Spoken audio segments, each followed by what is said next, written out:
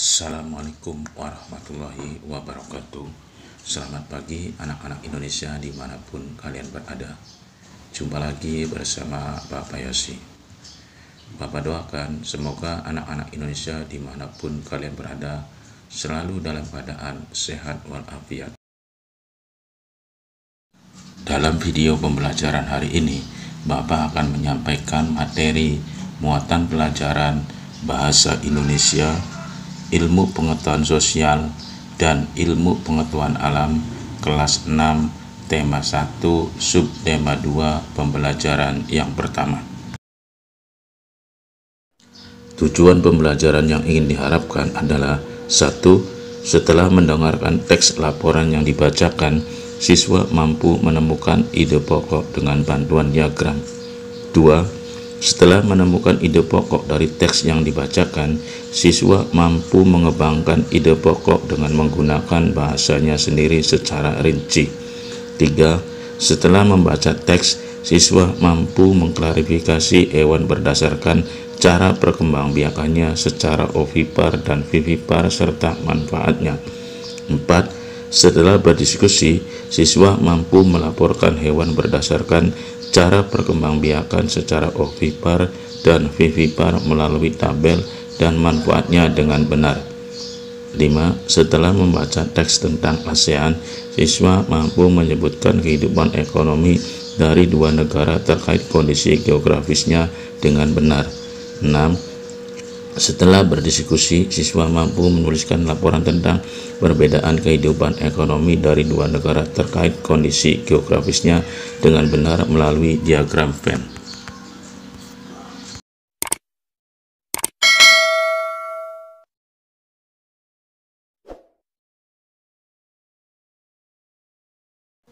Anak-anakku, apakah kamu penyayang hewan? Apa saja manfaat yang diperoleh manusia dari hewan? Bagaimana cara hewan berkembang biak? Ayo kita pelajari dalam video pembelajaran hari ini. Negara-negara di Asia Tenggara memiliki banyak jenis hewan. Beberapa di antaranya ada yang dijadikan sebagai makanan, simbol negara, atau dijadikan binatang peliharaan. Gajah putih dianggap suci oleh beberapa negara di Asia Tenggara seperti Myanmar, Kamboja, dan Thailand. Menjaga gajah putih adalah usaha yang sangat mahal, karena pemiliknya harus menyediakan makanan khusus untuk gajah. Indonesia dikaruniai luas wilayah lautan lebih besar dibandingkan luas daratan. Luas lautan Indonesia mencapai 5,8 juta kilometer persegi. Di dalam lautan Indonesia tersimpan potensi perikanan yang cukup besar. Salah satunya ikan tuna. Ikan tuna adalah salah satu ikan yang paling banyak dicari negara lain seperti Jepang, Amerika Serikat, dan Uni Eropa. Anak-anak perlu kalian ketahui bahwa ikan tuna ini sangat bermanfaat sekali dan banyak dicari karena banyak mengandung omega 3. Tahukah kalian burung yang hidup di negara tetangga kita? Burung takur dahan hidup di Malaysia. Hewan ini termasuk hewan yang dilindungi negara. Perkembangbiakan pada hewan. Setiap hewan memiliki kemampuan berkembang biak. Dengan berkembang biak, hewan dapat melestarikan jenisnya. Tahukah kamu bagaimana cara hewan berkembang biak? Hewan berkembang biak dengan 3 cara, yaitu 1. Bertelur atau ovipar, 2. Beranak atau vivipar, 3. Bertelur dan beranak atau ovovivipar. Perkembangbiakan pada hewan yang pertama adalah ovipar, yaitu hewan yang berkembang biak dengan cara bertelur. Contohnya adalah ayam, burung, penyu. Ciri-ciri hewan ovipar: 1. Daun telinga tidak terlihat. 2. Tidak memiliki puting susu dan kelenjar susu sehingga tidak menyusui. 3. Embrio mendapatkan makanan dari cadangan makanan yang ada di dalam telur. Dan yang keempat, sebagian besar berasal dari bangsa Aves atau unggas dan reptil atau hewan melata walaupun tidak semuanya bertelur. Perkembangbiakan pada hewan yang kedua adalah vivipar, yaitu hewan yang berkembang biak dengan cara beranak atau melahirkan. Pada umumnya terjadi pada mamalia atau hewan menyusui. Contohnya sapi, kambing, kucing. Ciri-ciri hewan vivipar: yang pertama, memiliki daun telinga. 2. Sebagian besar berasal dari bangsa mamalia. 3. Memiliki puting susu dan kelenjar susu sehingga menyusui anaknya. 4. Memiliki penutup tubuh berupa rambut. Dan yang kelima, ketika di dalam kandungan, embrio mendapatkan makanan langsung dari induknya melalui plasenta. Perkembangbiakan pada hewan yang ketiga adalah ovovivipar, yaitu hewan yang berkembang biak dengan cara bertelur sekaligus melahirkan. Contohnya adalah ikan pari, kadal, ikan gapi. Ciri-ciri hewan ovovivipar adalah 1. Telur berkembang di dalam tubuh sang induk. 2. Janin yang ada di dalam telur mendapatkan makanan dari cadangan makanan yang sudah ada di dalam telur. 3. Saat mencapai usia matang, telur menetas dalam tubuh induk dan anak pun keluar dari dalam tubuh sang induk. Dan yang keempat, tidak menyusui. Nah, anak-anakku, silakan tulislah manfaat perkembangbiakan hewan secara ovipar dan vivipar. Silakan kalian tulis dalam buku catatan kamu. Nah, anak-anakku, inilah manfaat perkembangbiakan hewan secara ovipar dan vivipar. Yang pertama, secara ovipar, yaitu manfaatnya 1. Embrio hewan dapat terlindung dari lingkungan karena ada cangkang yang membungkusnya, misalnya dari suhu lingkungan yang terlalu dingin atau panas. 2. Di dalam cangkang telur terdapat amnion sebagai sumber protein, air, serta dapat melindungi embrio dari guncangan serta benturan. Kemudian, manfaat perkembangbiakan hewan secara vivipar yaitu 1. Induk dapat membawa embrio yang berkembang di dalam tubuhnya sehingga menghindari serangan dari predator. 2. Kebutuhan makanan saat embrio berkembang dapat terjamin oleh induknya. Anak-anakku, amati gambar hewan berikut ini, yaitu kura-kura, ikan, sapi, elang, komodo, ikan paus, ular, ayam, dan kucing. Kemudian kalian masukkan ke dalam diagram Venn berikut ini. Nah, inilah kelompok hewan-hewan setelah kita masukkan ke dalam diagram Venn-nya. Yang pertama beranak, yaitu sapi, ikan paus, anjing, kucing. Kemudian yang bertelur ikan, kemudian komodo, kemudian ayam, elang, kemudian penyu.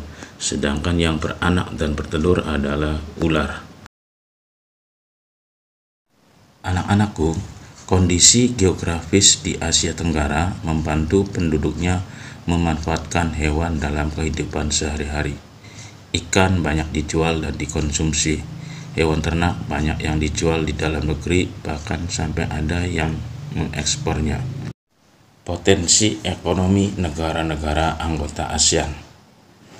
Kawasan Asia Tenggara terletak pada jalur perdagangan dunia. Kawasan ini menjadi jembatan antara kawasan Eropa dan Asia Timur. Oleh karena itu, Asia Tenggara menjadi wilayah persaingan bagi pihak-pihak yang ingin memanfaatkan kedudukan strategis kawasan ini. ASEAN berperan sebagai wadah untuk menghindari persengketaan yang mungkin timbul. Dengan posisi yang strategis ini, setiap negara di kawasan Asia Tenggara memiliki kekayaan sumber daya yang menjadi kekuatan negara. Anak-anakku, berikut ini potensi ekonomi negara-negara anggota ASEAN yang Bapak tampilkan dalam video berikut ini.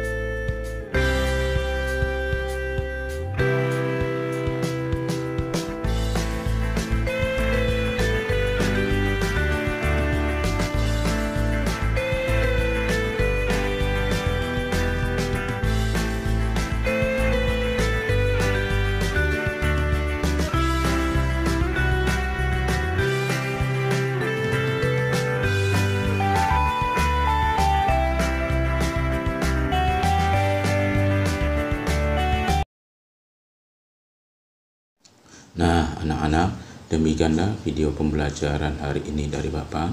Semoga bermanfaat untuk kalian. Semangat dan terus untuk belajar. Terima kasih. Wassalamualaikum warahmatullahi wabarakatuh.